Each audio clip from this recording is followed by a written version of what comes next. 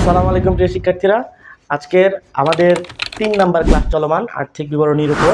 এর আগে আমরা করেছি নিট বিক্রয় নির্ণয় করেছি, নিট ক্রয় নির্ণয় করেছি এবং আজকে শিখব বিক্রিত পণ্যের ব্যয় নির্ণয় করা। তো তোমরা যারা নিট ক্রয় এবং নিট বিক্রয় কীভাবে নির্ণয় করতে হয় এই ক্লাসগুলো দেখোনি, তারা দয়া করে প্রথম থেকে একটু দেখবা, তাহলে সিরিয়াল অনুযায়ী মেনটেন করে তোমার মোট লাভ নির্ণয় করতে বোঝা খুব সহজ হবে।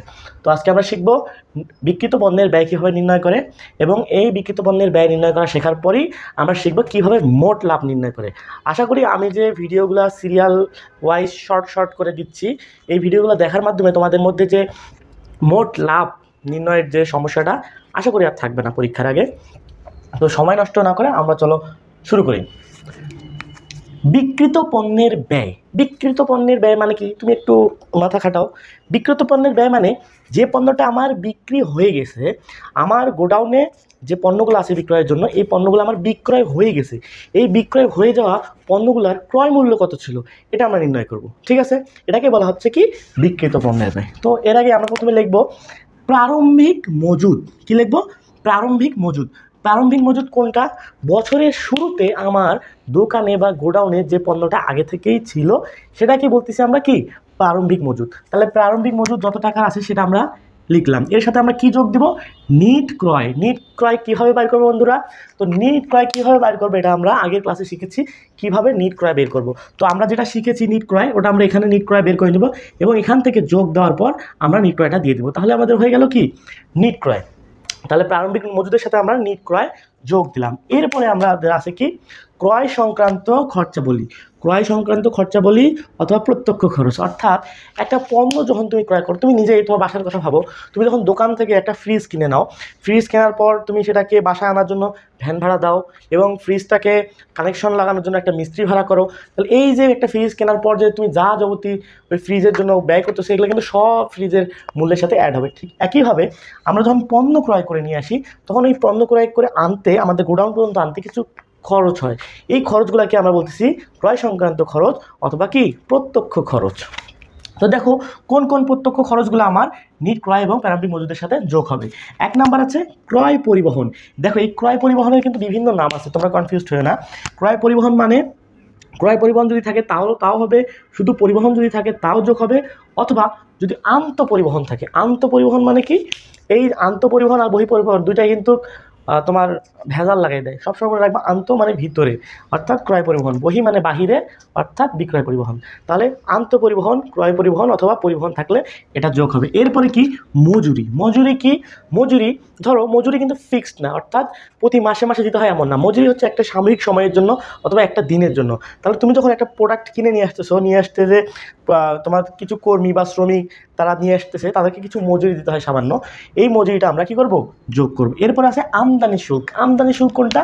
এই যে ডোনাল্ড ট্রাম্প কিছুদিন আগেই বিভিন্ন দেশের উপর শুল্ক করলো যে আমাদের দেশ থেকে প্রোডাক্ট নিয়ে গেলে এত % শুল্ক দিতে হবে। এটাই হচ্ছে সেই শুল্ক, অর্থাৎ আমদানি। আমরা যখন বাইরের দেশ থেকে কোনো কিছু আমদানি করব, বাইরের দেশ থেকে কোনো যদি পণ্য যদি আমদানি করি, সেক্ষেত্রে আমাদের বাইরের দেশে আমাদের কী দিতে হয়? একটা শুল্ক দিতে হয়। এই যে আমরা পণ্য ক্রয় করার জন্য যে শুল্কটা দিলাম, এটাও কি করব আমরা যোগ করব। এরপরে কি ডক চার্জ। ডক চার্জ কি?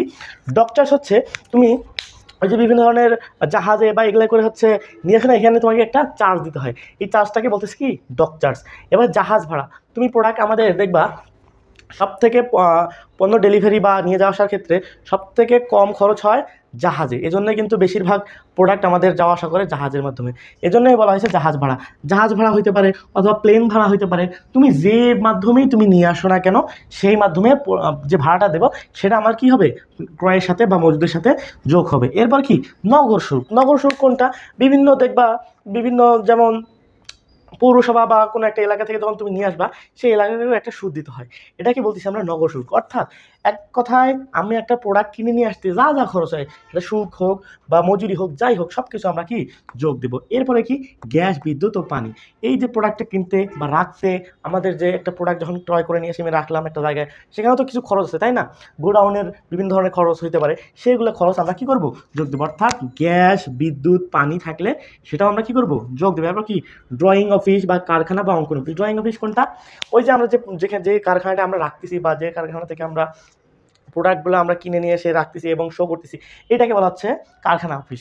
অর্থাৎ তুমি একটা যে গোডাউনে বা এক জায়গায় যে তুমি মজুত করে রাখতেছো, সেই জায়গায় তো একটা খরচ হবে পণ্যটার ক্ষেত্রে, সেই খরচগুলা। এরপরে কি, এই যে সবগুলো যখন আমরা যোগ করা হয়ে গেল, তখন এই যে আমরা যে এই যে যোগফলটাকে, এই যোগফলটাকে বলতেছি আমরা কি, বিক্রয়যোগ্য পণ্যের ব্যয়। একটা কথা মনে রাখবা, যখন প্রশ্নে আসে যে বিক্রয়যোগ্য পণ্যের ব্যয় নির্ণয় করো, অনেকে কি কিন্তু কনফিউজড হয়ে যায়, অনেকে বিক্রিত পণ্যের ব্যয় নির্ণয় করে, না, এটা ভুল। বিক্রয়যোগ্য মানে কি, বিক্রয়যোগ্য বিয়ের যোগ্য মানে কি, যার বিয়ের বয়স হয়ে গেছে তাকে বিয়ে দিতে হবে, এটাকে বলে কি বিয়ের যোগ্য। আর বিক্রয়যোগ্য মানে কি, যেগুলো বিক্রয়ের জন্য যোগ্য হয়েছে সেগুলোকে বলছে বিক্রয়যোগ্য। অর্থাৎ আমাদের যে এই যে প্রারম্ভিক মজুদ পণ্য ছিল, তারপর ক্রয় করলাম, বাকি সব খরচ মিলে আমাদের কি হলো, সবগুলো মিলে একটা বিক্রয়যোগ্য পণ্য, এই জন্য এটাকে বলতেছি সর্বমোট বিক্রয়যোগ্য পণ্য। অর্থাৎ বিক্রয়যোগ্য পণ্য এই যোগ করে যে যোগফলটা আসলে এটা। এখন আমরা কি করব, বিক্রয়যোগ্য পণ্য থেকে সমাপনী মজুদ পণ্য বাদ দিব। সমাপনী মজুদ পণ্য কোনটা, সমাপনী মজুদ পণ্য হচ্ছে বছর শেষে আমার যে পরিমাণ পণ্য বিক্রি হয়নি, বছর শেষে আমার যে পরিমাণ পণ্যটা বিক্রি হয় নাই, সেটাকে বলতেছি আমি কি সমাপনী মজুদ পণ্য। অর্থাৎ বিক্রয়যোগ্য পণ্য থেকে সমাপনী মজুদ পণ্য যদি আমি বাদ দেই, তাহলে আমার চলে আসতেছে বিক্রিত পণ্য। তোমরা একটা জিনিস খেয়াল করো যে আমার গোডাউনে ওই আগের বছরে ছিল 100টা পণ্য, আর নতুন করে ঢুকছে 50টা পণ্য, খরচ মরচ সব মিলে 50 টাকার পণ্য। আগে ছিল 100 টাকার পণ্য, এখন ঢুকছে 50 টাকার পণ্য, যত খরচ মরচ সবগুলো মিলে। তাহলে এগুলা কি 150টা আমার কি বিক্রয়যোগ্য পণ্য না? হ্যাঁ, এই যে বিক্রয়যোগ্য পণ্য, এখন আমার বছর শেষে আমি দেখলাম যে আমার 10টা পণ্য বিক্রি হয় নাই। এই যে 10টা পণ্য বিক্রি হয় নাই, তাহলে এটা কি বলতেছি আমি, সমাপনী পণ্য, সমাপনী মজুদ পণ্য। সমাপনী মজুদ পণ্য তাহলে কত, 10টা। তাহলে এই যে 10 টাকা যে আমার বিক্রি হয় নাই, আর বিক্রি হওয়ার মতো ছিল 150টা, এটা থেকে আমি যদি এখন বিয়োগ দিই, তাহলে জয়টা পণ্য বিক্রি হয়ে গেছে, আমি তয়টা পণ্য পাবো না? হ্যাঁ, তাহলে আমি পেয়ে যাবো 140টা। তাহলে এটাকেই বলতেছি আমরা কি বিক্রিত পণ্যের ব্যয়। তাহলে আশা করি তোমরা আজকের ক্লাসটাও বুঝেছো, বিক্রিত পণ্যের ব্যয় কীভাবে নির্ণয় করে তাও বুঝতে পারছো। আর চলো আমরা একটু সামারিটা দেখে নিই।